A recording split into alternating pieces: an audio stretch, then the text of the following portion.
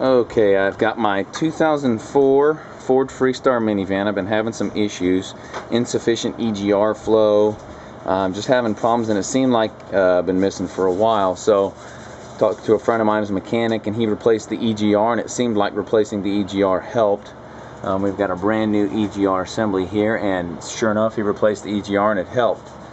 But it came back shortly thereafter. I decided to pull the intake off this contraption here, and you can see these intake ports. One bank is oily and dirty, and the other one's pretty much dirty and dry.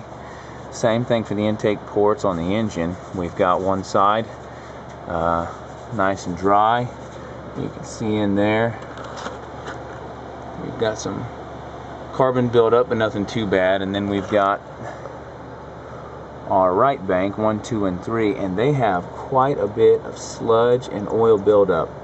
What we found is over here, our little rod here that actuates these valves were not connected. So all we've got to do is get that connection put back in, put this back together, and I'm pretty sure that is going to solve our problem.